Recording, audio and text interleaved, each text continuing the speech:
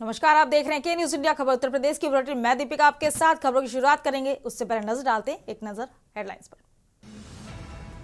आज विधानसभा में पेश होगा अनुपूरक बजट। 15,000 करोड़ तक का हो सकता है बजट। महाकुंभ पर केंद्रित होगा अनुपूरक बजट।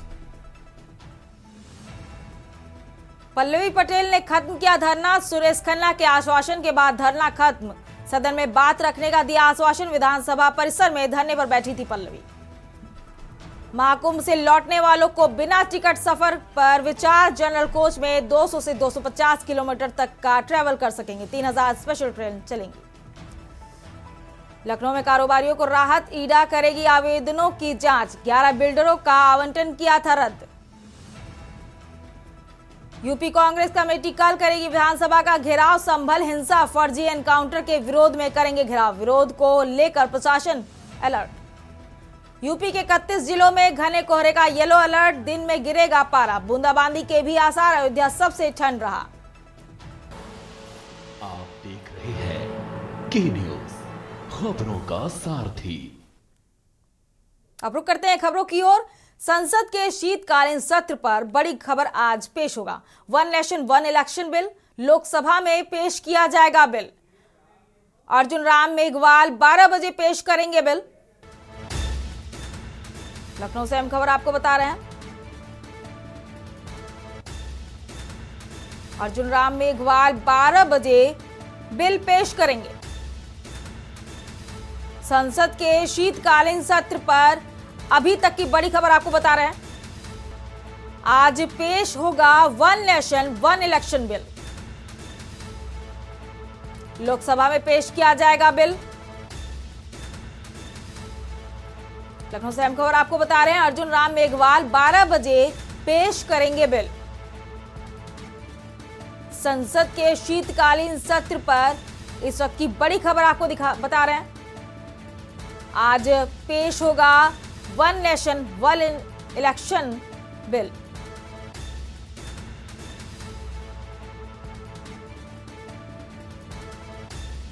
अर्जुन राम मेघवाल 12 बजे पेश करेंगे बिल।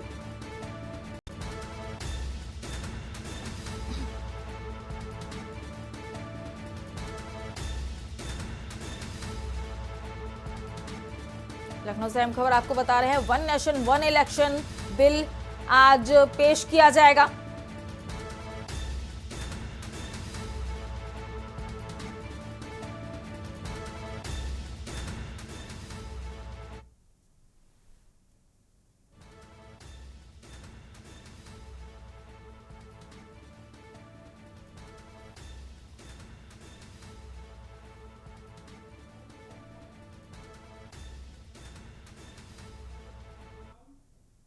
इसी बीच आपको राजधानी लखनऊ से बड़ी खबर आपको बता रहे हैं। यूपी कैबिनेट की महत्वपूर्ण बैठक आज होगी।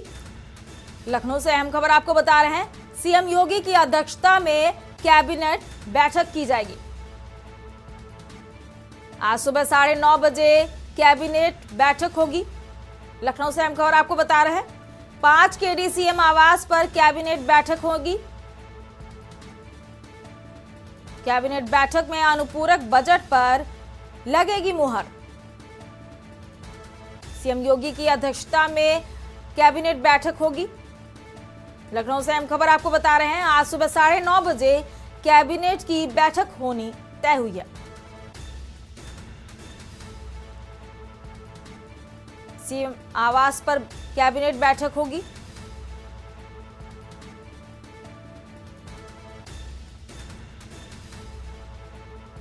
सीएम योगी की अध्यक्षता में कैबिनेट बैठक संपन्न होगी।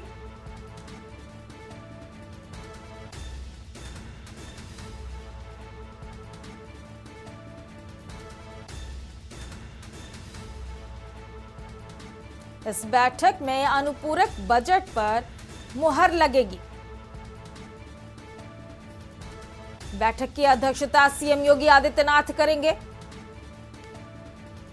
9:30 बजे कैबिनेट बैठक की जाएगी। लखनऊ से अहम खबर आपको बता रहे हैं। 5 केडीसीएम आवास पर कैबिनेट बैठक होनी है।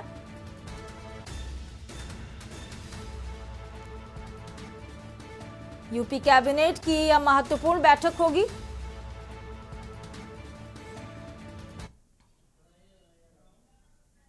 अगली खबर भी आपको राजधानी लखनऊ से बता रहे हैं, जहां आज विधानसभा में पेश होगा अनुपूरक बजट।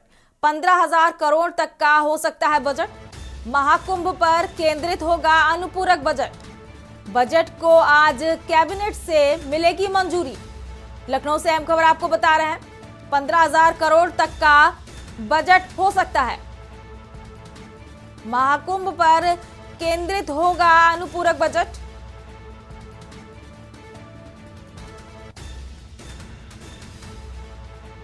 लखनऊ से अहम खबर आपको बता रहे हैं इस वक्त की, बजट को आज कैबिनेट से मंजूरी मिल जाएगी। आज विधानसभा में पेश होगा अनुपूरक बजट। और इस बजट में 15,000 करोड़ तक का बजट पारित हो सकता है। लखनऊ से बड़ी खबर आपको बता रहे हैं इस वक्त की, आज विधानसभा में अनुपूरक बजट पेश होगा।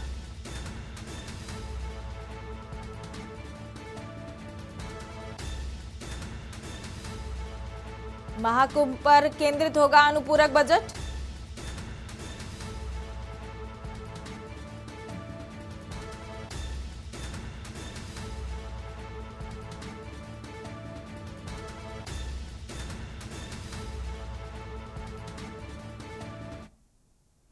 अगली खबर आपको मुरादाबाद से बता रहे हैं, जहां गिरीश चंद्र जाटव बीएसपी से निष्कासित। बसपा जिलाध्यक्ष ने जारी किया लेटर। अनुशासनहीनता का लगाया आरोप। गिरीश चंद्र जाटव बीएसपी से निष्कासित किए गए।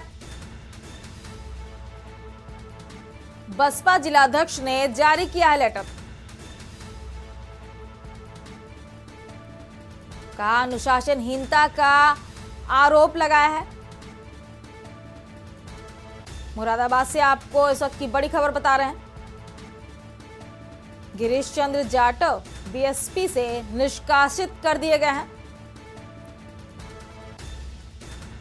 उसकी लिस्ट बसपा जिलाध्यक्ष ने जारी किया है। साथ ही आरोप लगाया अनुशासनहीनता का। मुरादाबाद से इस वक्त की अहम खबर आपको बता रहे हैं, गिरीश चंद्र जाटव को निष्कासित कर दिया गया है बसपा से।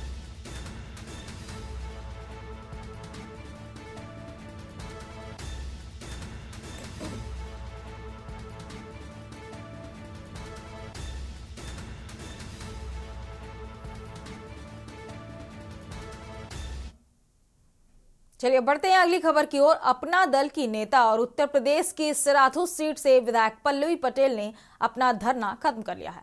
विधानसभा अध्यक्ष सतीश महाना के पहुंचने और उचित कार्रवाई के आश्वासन के बाद पल्लवी ने सोमवार रात अपना धरना खत्म कर लिया। बता दें कि पल्लवी पटेल उत्तर प्रदेश के प्राविधिक शिक्षा विभाग में प्रवक्ताओं की नियुक्ति में घोटाला और घूसखोरी का आरोप लगाते हुए कार्रवाई की मांग कर रही थी। इस मांग के साथ ही वह यूपी विधान भवन में स्थित चौधरी चरण सिंह की प्रतिमा के पास धरने पर बैठ गई थी। पल्लवी पटेल ने नियुक्तियों में घूसखोरी का आरोप लगाया है। उनका आरोप है कि एआईसीटीई के नियम के तहत खुली भर्ती से प्रवक्ताओं की नियुक्ति होनी थी, लेकिन विभाग ने पदोन्नति देकर ही भर्ती कर ली। प्रदेश भर में 250 प्रवक्ताओं को पदोन्नति देकर अलग अलग पॉलिटेक्निक कॉलेज में विभागाध्यक्ष बना दिया गया है।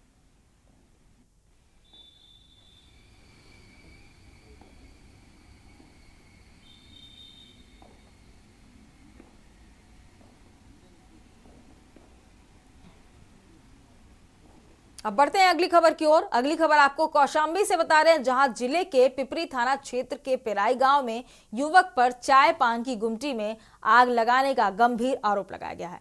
पति की मौत के बाद जीविकोपार्जन के लिए मालती देवी ने गुमटी में चाय पान की दुकान चलाती हैं। गुमटी संचालक महिला ने आरोप लगाया कि उधार रकम मांगने पर किशोर विवाद पर आमादा हो गया था, इसीलिए महिला ने युवक पर गुमटी जलाने का आरोप लगाया है। पुलिस अधीक्षक ब्रजेश कुमार श्रीवास्तव ने बताया कि गांव के ही मंदबुद्धि किशोर ने गुमटी के पीछे अलाव जलाया था, जिससे यह हादसा हो गया।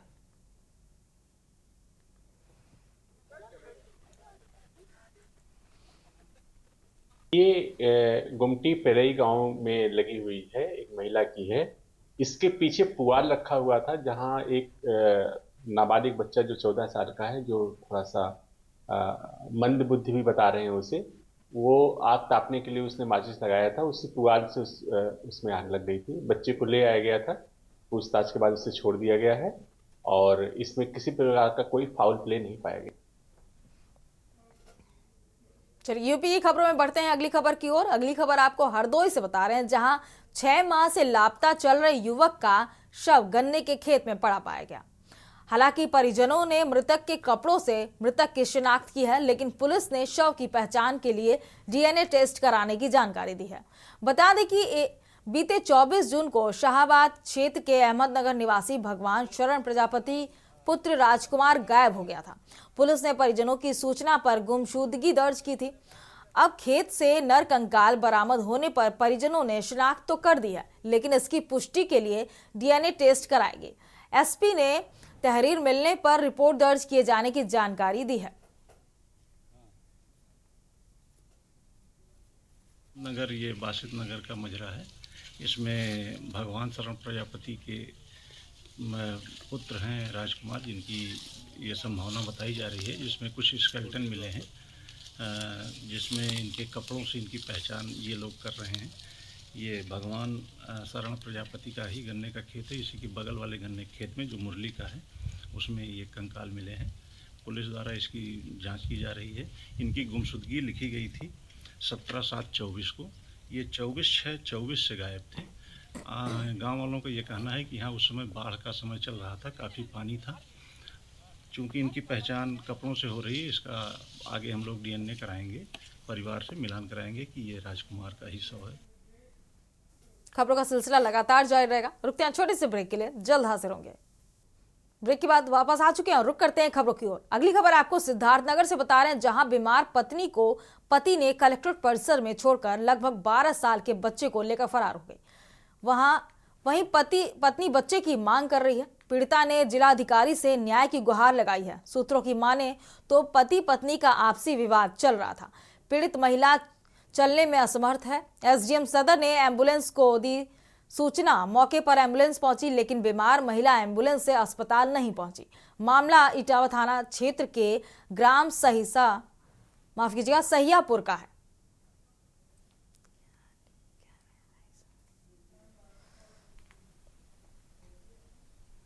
अगली खबर आपको चित्रकूट से बता रहे हैं, जहां पुलिस अधीक्षक अरुण कुमार सिंह के निर्देशन में चलाए गए अभियान के तहत पुलिस ने 3 चोरियों का खुलासा करते हुए 2 अभियुक्तों को गिरफ्तार किया है। उनके पास से एक लाइसेंसी डबल बैरल गन, 5 जिंदा कारतूस, करीब 1.5 लाख रुपए के जेवरात, नकदी और पूजा का सामान बरामद हुआ है। अपर पुलिस अधीक्षक चक्रपाणी त्रिपाठी और क्षेत्राधिकारी नगर राज कमल के पर्यवेक्षण में एसओजी और कोतवाली करवी पुलिस की संयुक्त टीम ने यह कार्रवाई की। दोनों अभियुक्तों को 16 दिसंबर की सुबह लगभग 6 बजे बंधोई बंधे के पास पुलिया से गिरफ्तार किया गया। गिरफ्तार अभियुक्तों की पहचान दीपक गुरु पुत्र रामफल निवासी कछारपुरवा थाना कोतवाली करवी और भानु प्रताप उर्फ लल्ला मिश्रा पुत्र राम कृपाल मिश्रा निवासी सफा थाना चरखारी जनपद महोबा के रूप में हुई है। पुलिस पूछताछ में अभियुक्तों ने बताया कि वे 4 लोगों के गिरोह में चोरी करते थे। उन्होंने अगस्त और अक्टूबर में करवी क्षेत्र और महोबा के घरों में ताले तोड़कर चोरी की थी। बरामद गन और कारतूस उन्होंने फौजी के घर से चोरी किए थे। कुछ आभूषण और नकदी आपस में बांट ली गई थी। अगस्त के महीने में थाना क्षेत्र करवी में 2 फौजी जो आसपास रहते थे, उनके घरों में चोरी हुई। वो लोग कहीं बाहर गए हुए थे रिश्ते में और उनके घर में चोरी हुई थी, जिसमें एक डबल बैरल लाइसेंसी बंदूक भी गई। लाइसेंसी असलहों की चोरी हमारे उत्तर प्रदेश पुलिस में एसआर केस माना जाता है। तत्काल अभियोग लिख करके और हमारी सर्विलांस की, एसओजी की और करवी की तीनों टीमें इस दिशा में लगातार पतारसी, सुरागरसी और इलेक्ट्रॉनिक सर्विलांस के माध्यम से। चलिए पढ़ते हैं अगली खबर की ओर। उत्तर प्रदेश के फर्रुखाबाद जनपद में सनसनीखेज मामला प्रकाश में आया है, जहां लुटेरी दुल्हन शादी वाली रात में ही नशीली चाय पिलाकर लाखों रुपए की नकदी और जेवर मोबाइल लेकर फरार हो गई। सुबह करीब 3 बजे दूल्हे की भाभी की आंख खुली तो दुल्हन, उसकी मां और मौसी घर से गायब थे।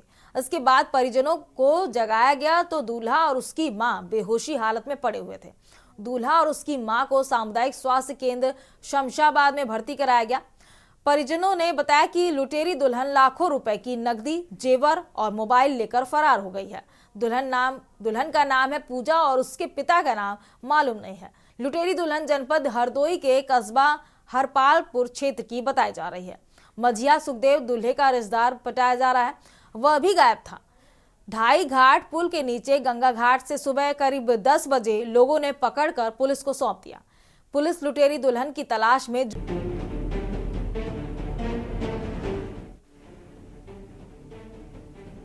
तराई मोहल्ले के प्रेम वाटिका गेस्ट हाउस में देर शाम दूल्हा संदेश कुमार यादव बारात लेकर पहुंचा और शादी की रस्में अदा की गई। संदेश कुमार यादव अकबरपुर दामोदर का रहने वाला है। इसके बाद रात्रि 12 बजे दुल्हन घर पहुंची और चाय बनाने की बात हुई तो दुल्हन आगे आकर बोली, मैं चाय बना कर लाती हूँ। इसके बाद वही चाय कई लोगों को पिलाई गई।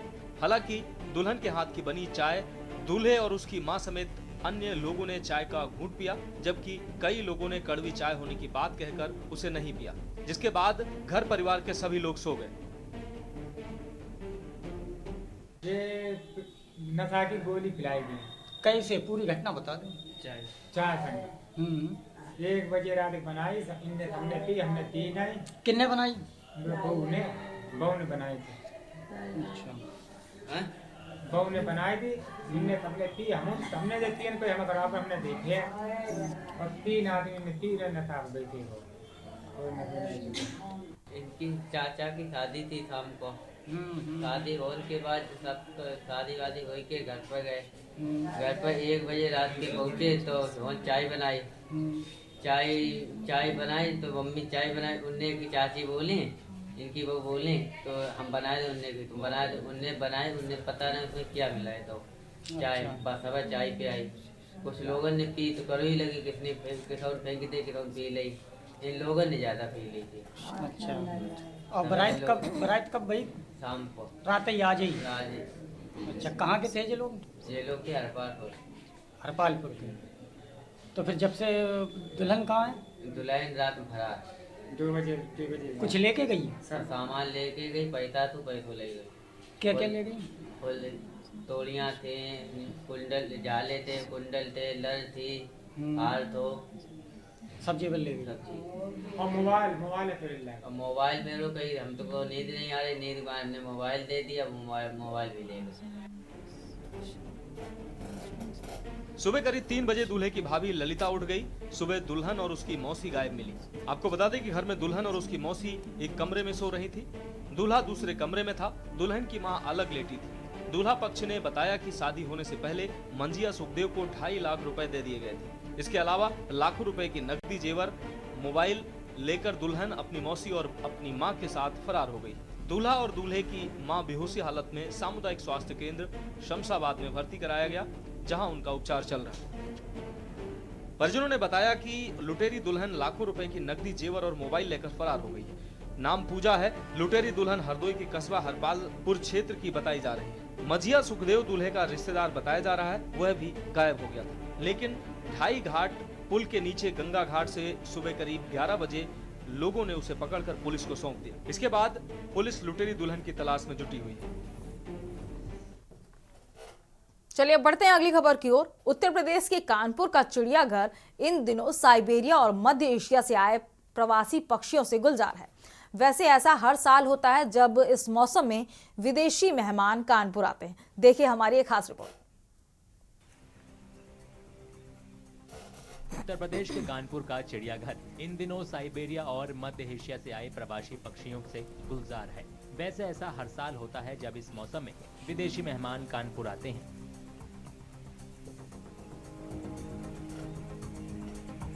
ये पक्षी अपने मूल क्षेत्रों में पड़ने वाली ज्यादा सर्दियों से बचने के लिए भारत आते हैं। उन देशों में तापमान 0 से काफी नीचे चला जाता है। सर्दियों के महीनों के दौरान हजारों किलोमीटर की यात्रा करके विदेशी पक्षी यहाँ आते हैं।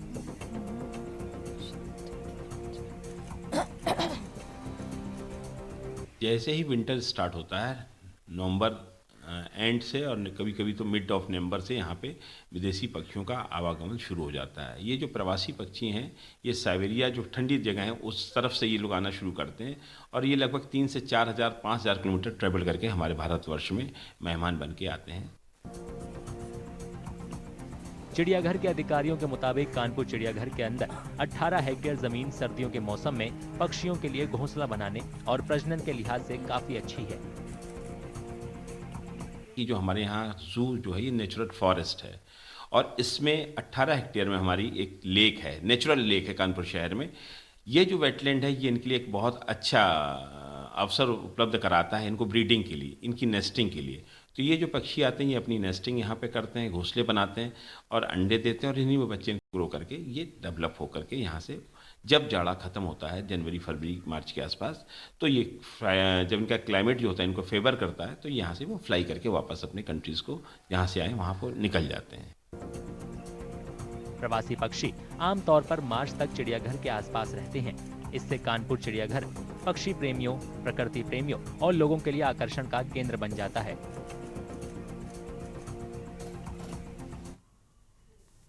बढ़ते हैं अगली खबर की ओर। इस बुलेटिन में फिलहाल मेरे साथ इतना ही। आप देखते रहिए के न्यूज़ इंडिया। नमस्कार।